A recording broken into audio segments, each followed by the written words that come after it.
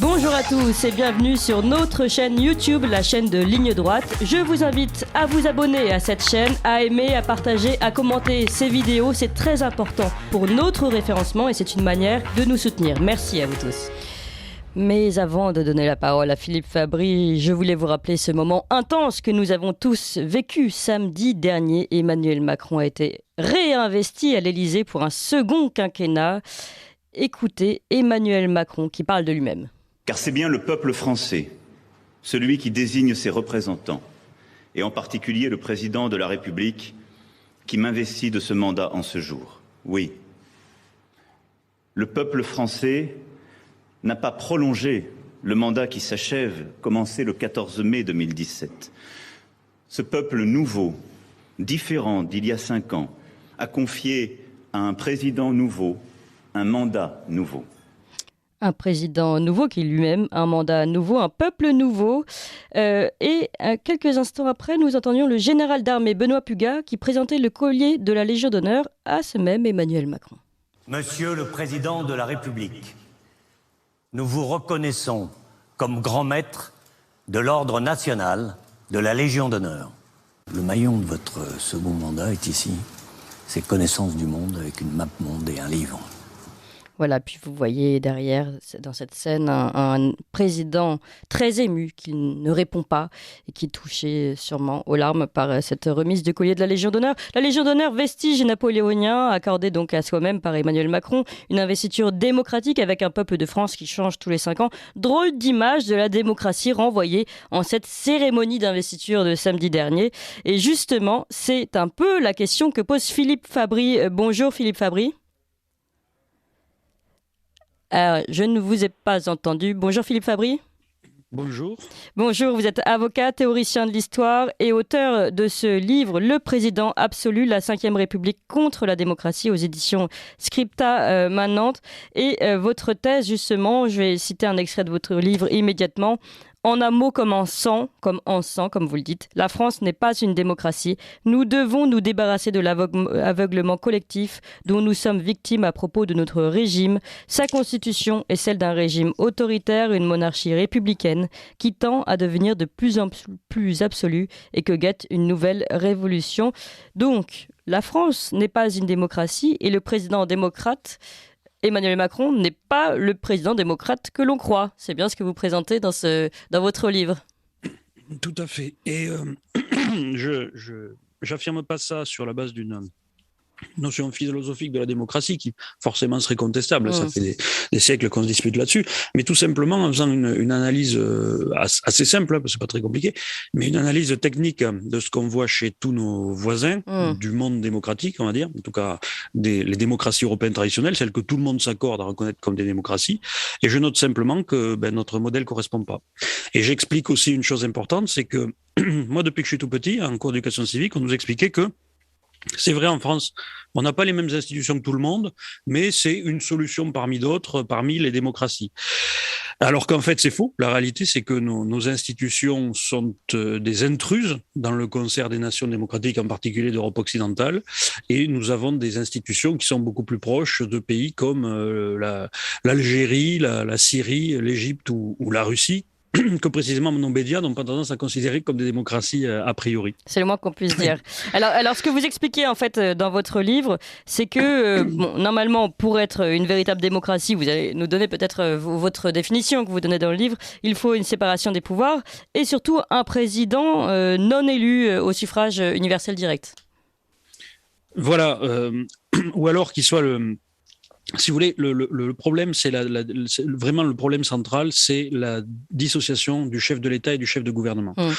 Chez nous, et alors d'ailleurs le problème c'est qu'on nous l'oppose souvent en nous disant mais la lettre de la Constitution sépare, d'ailleurs on a un Premier ministre et un président de la République. Oui, mais la différence c'est que le chef de gouvernement et le chef de l'État n'ont pas du tout la même fonction. Le chef de l'État, il est censé surplomber les institutions et être le garant de la Constitution, c'est une autorité quelque part, alors que le chef du gouvernement c'est vraiment celui qui a les mains, on va dire, dans le cambouis, dans la matière de la politique quotidienne. Et le souci, C'est que du coup, ça n'implique pas les mêmes modes d'élection. Normalement, un chef de l'État, il est censé avoir une autorité consensuelle, et c'est pour ça que chez nos voisins, soit ce sont des monarques héréditaires encore, qui n'ont aucun pouvoir, mais qui sont là par tradition et par hérédité, soit ce sont des gens qui sont élus par l'ensemble du Parlement, c'est-à-dire la Chambre haute et la Chambre basse. Et à côté de ça, il y a un chef du gouvernement qui, lui, est effectivement l'expression du suffrage universel, mais à travers l'Assemblée. L'idée, c'est vraiment que l'Assemblée doit être médiatrice parce que dans toutes les grandes démocraties, le cœur de la démocratie, c'est le Parlement, c'est pas un individu tout seul. Et chez nous, ça ne fonctionne pas comme ça puisque le chef du gouvernement, et ça empire de plus en plus, et de moins en moins le chef de la majorité, et c'est de plus en plus même limite un fonctionnaire secondaire qui est nommé par le président. Et l'Assemblée n'a pas de contrôle sur le gouvernement, à ce qui est le cas normalement dans toutes les démocraties, hein. Chez nous, il n'y a pas eu de vote de motion de censure qui ait fait tomber le gouvernement sous toute l'histoire de la Ve République. C'est arrivé une fois en 1962, ça avait été contourné par De Gaulle qui avait dissous. Donc en fait, l'équilibre normal entre les pouvoirs exécutifs et législatifs n'existe pas en France. On est face à une forme de dictature de l'exécutif et d'un exécutif qui est concentré, puisque c'est le chef de l'État qui ramasse tout. Le gouvernement est responsable devant le chef de l'État et pas devant le Parlement comme dans toutes les démocraties voisines. Et véritablement, toute l'autorité remonte au président de la République, qui est de fait un dictateur qu'on réélit ou qu'on élit, hein, puisqu'on avait tendance à moins les réélire, mais c'est à nouveau le cas avec Emmanuel Macron, tous les 5 ans. Alors, c'est intéressant, je voudrais qu'on s'arrête sur les différents points que vous avez abordés. Celui de contre-pouvoir du Parlement. Le Parlement ne peut plus faire office de contre-pouvoir aussi depuis que les élections se font juste, les élections parlementaires, législatives se font juste derrière celles du président, et donc il profite de cette vague en fait d'élections où on va avoir tendance à voter pour le même parti, la même étiquette. C'est ce qui s'est passé pour LREM, et c'est vrai que là on voit ces députés LREM, enfin en tout cas du premier mandat, qui ont en plus souvent première fois élus, qui ont donc visiblement en tout cas donné l'effet d'être de simples députés godillots comme on dit, et de passer par une chambre d'enregistrement. Alors c'est vrai, mais ce n'est pas véritablement un effet de la réforme de 2000 puis 2002, de la mise en place du quinquennat et ensuite du placement des législatives après la présidentielle. Parce qu'en réalité, cette réforme de Lionel Jospin n'était que la codification en quelque sorte d'une habitude qui avait été prise déjà par François Mitterrand, notamment en 1981 puis en 1988, quand il avait été élu alors qu'il y avait en place une majorité au Parlement, puisque les mandats ne correspondaient pas, on était encore sous le septennat, qu'il arrivait et que le Parlement avait une majorité qui n'était pas de son bord, systématiquement, il pratiquait la dissolution et il a obtenu une assemblée derrière. Donc en fait, c'était déjà, si vous voulez, une pratique de la Ve République, provoquée par l'élection du président de la République au suffrage universel, qui n'a été que codifiée. Donc en fait, on est vraiment face à un régime qui évolue dans le sens de ses travers de plus en plus, et la culture démocratique qu'on avait accumulée, si vous voulez, sous toute l'histoire de la Troisième et de la Quatrième République, s'étiole de sorte que, en fait, le régime produit de plus en plus ses effets autoritaires, et on le voit en particulier depuis 2 ans, avec de plus en plus la pratique notamment du gouvernement en Conseil de défense qui soustrait complètement le gouvernement au contrôle du Parlement.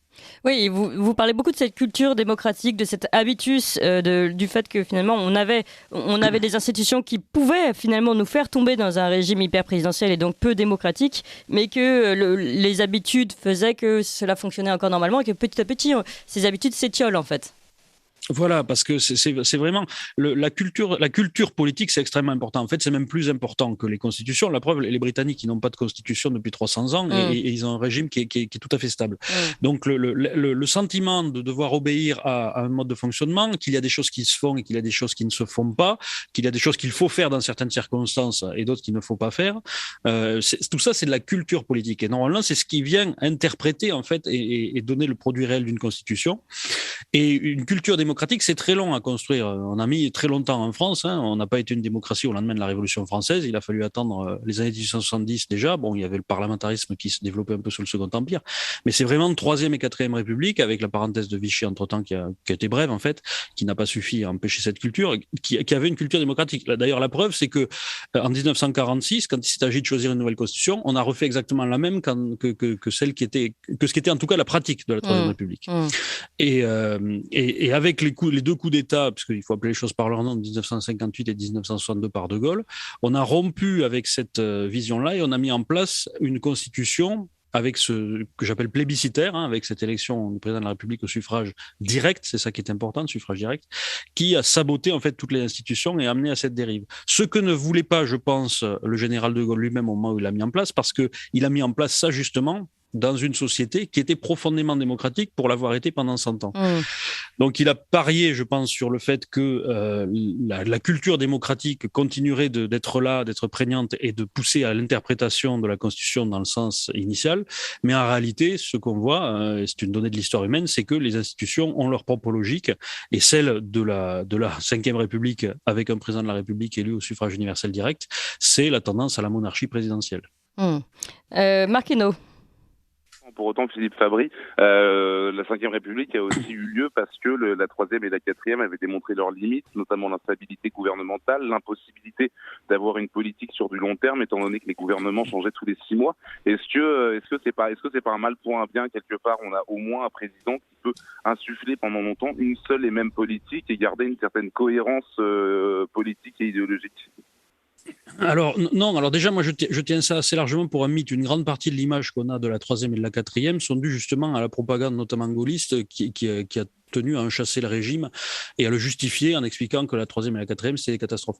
La Troisième République a duré très longtemps. Elle a fait justement des réformes de fond extrêmement importantes sur la liberté de la presse, sur la liberté d'association. Elle a fait des réformes de modernisation du pays. On a aussi souvent tendance à confondre instabilité gouvernementale avec instabilité ministérielle. Les gouvernements passaient très souvent sous la Troisième et la Quatrième, mais souvent les ministères survivaient. C'est-à-dire qu'on avait des gens qui pouvaient rester ministres sous 5, 6, 7 gouvernements successifs pendant des années, et le changement des gouvernements n'entraînait pas un changement du ministère, et même des ministères qui duraient plus longtemps qu'aujourd'hui, régulièrement. Elle a survécu aussi à la Première Guerre mondiale, effectivement, la Troisième République.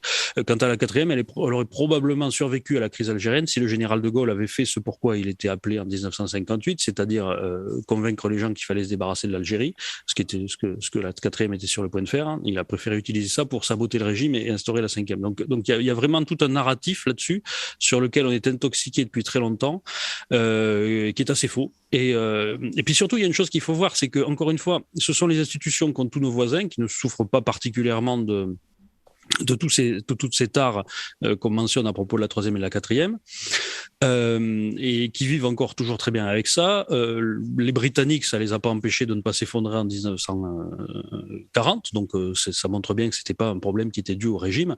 Donc tout ça, non, je pense que ce sont des faussetés, et qu'inversement, par contre, il y a de gros désavantages à avoir justement ce type de régime-là. C'est que ça a tendance à brider le débat politique, à maintenir et favoriser le pouvoir d'une caste. D'ailleurs, paradoxalement, c'est ce qu'avait très bien compris François Mitterrand dans le coup d'État permanent. Malheureusement, une fois qu'il est arrivé au pouvoir, après, il a fait comme s'il avait jamais écrit ce livre, quelque part. Il avait prévu que ça donnerait lieu ça donnerait le pouvoir aux technocrates, en fait.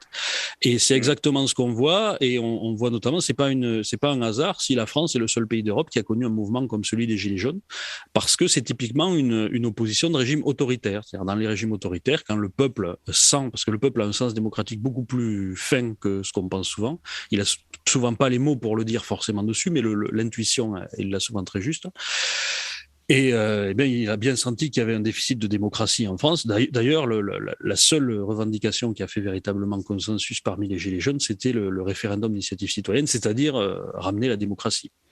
Ce qui est étrange, Philippe Fabry, c'est que vous dites que le peuple sent une intuition démocratique beaucoup plus importante que ce qu'on croit, et en même temps, vous lui demandez en fait de ne plus voter pour le président de la République française au suffrage universel direct, alors qu'aujourd'hui, pour les Français, c'est l'élection la plus importante. Alors, oui, tout à fait. Alors, sélection la plus importante, bon, de toute façon, contraints et forcés, c'est-à-dire même si on n'aime pas ça, c'est la plus importante parce que c'est celle qui donne tout le pouvoir à un seul individu. La difficulté, effectivement, avec cette idée de ne plus élire le président au suffrage universel direct, c'est que l'idée que cette élection soit, dans ses conséquences finales, antidémocratique à cause des déséquilibres que ça introduit dans le régime, effectivement, c'est contre-intuitif. C'est-à-dire que pour les gens, le fait de voter, forcément, c'est démocratique. Et donc là, effectivement, il y a une difficulté, et c'est à mon avis ce qui entraîne le problème pour arriver à réformer ce régime-là. Et est-ce qu'on peut revenir à la figure d'Emmanuel Macron Emmanuel Macron, donc investi de nouveau, vous titrez le président absolu, vous parlez de la Ve République, mais il s'agit également d'Emmanuel Macron qui, en plus, lors de la cérémonie d'investiture, parle de ce peuple nouveau, confié à un président nouveau avec un mandat nouveau. Est-ce que c'est pas étrange pour un monarque absolu, justement, de renouveler de façon fictive, évidemment, son mandat, sa figure et le peuple français qui a voté pour lui? Alors, je pense pas. Quelque part, justement, ça permet de se parer d'une espèce de réélection permanente, c'est-à-dire le fait de dire qu'il n'y a jamais de passif, que et quelque part, j'ai envie de dire que ça ramène à une espèce de légitimité éternelle, donc on se rapproche véritablement de plus en plus, ça ressemble de plus en plus à du droit divin dans la pratique, c'est-à-dire que déjà qu'au niveau institutionnel, le président de la République se trouve dans la même position que la monarchie absolue jadis, c'est-à-dire que même le Parlement procède de lui, en réalité, ce qui ne doit pas être le cas dans une démocratie, mais c'est le cas chez nous. Eh bien, cette image du peuple qui se renouvelle perpétuellement et son président qui se renouvelle à la fois, c'est tout à fait mystique. On retombe sur des idées comme les deux corps du roi à l'époque. C'est très impressionnant de voir combien la régression politique que constitue ce régime s'accompagne d'une régression de la pensée politique qui ramène des débats ou des concepts qui étaient d'avant Montesquieu. Marc Reynaud. C'est assez intéressant parce qu'on retrouve avec Emmanuel Macron cette espèce de cynisme mitterrandien d'une personne qui a parfaitement compris les Français. Emmanuel Macron avait compris qu'il fallait, que les Français voulaient du renouveau, qu'ils voulaient quelque chose de nouveau, et il s'est paré de ces habits-là pour finalement continuer, prolonger un système existant. En fait, c'est un peu ce que vous lui reprochez, Emmanuel Macron, en soi aussi. Oui, c'est toujours le tout change pour que rien ne change. C'est véritablement D'ailleurs, c'est toute l'escroquerie, j'ai envie de dire, d'Emmanuel Macron, qui a été élu comme finalement d'ailleurs, on a vu le changement de son électorat entre 2017 et 2022. Et quelque part, le peuple nouveau, c'est ça, puisqu'il a été élu en 2017 par des gens, notamment de notre génération, qui se disaient que c'était enfin le passage de témoin à des gens plus jeunes, parce que ça fait 30 ans que les dirigeants du pays avaient 40 ans de plus que nous. Donc, ça paraissait ça. Et en fait, in fine, Emmanuel Macron a été essentiellement le président de la France qui reste telle qu'elle est, de la France des rentiers, de la France des retraites et pas des actifs. D'ailleurs, on l'a vu dans la sociologie du vote. Emmanuel Macron n'était majoritaire soit que chez les très jeunes, c'est-à-dire ceux qui travaillent pas encore, soit chez les retraités, plus de 65 ans, parmi la population active qui a voté ou qui a été sondée, Marine Le Pen arrivait en tête au second tour. Donc ça, c'est vraiment le problème de ce passage de témoin. L'espoir qu'enfin quelqu'un représenterait la France active a été complètement trompé par Emmanuel Macron. Un dernier mot, vous proposez face donc à cette évolution de la Ve République contre la démocratie, vous proposez finalement un coup d'État parlementaire. Vous pensez que ce serait une solution? C'est ça. Mais parce qu'en fait, le truc, c'est que tout simplement, historiquement, et je le rappelle dans le livre, l'élection du président au suffrage direct, en soi, c'est issu d'un coup d'État présidentiel, qui est un coup d'État de Gaulle en 1962.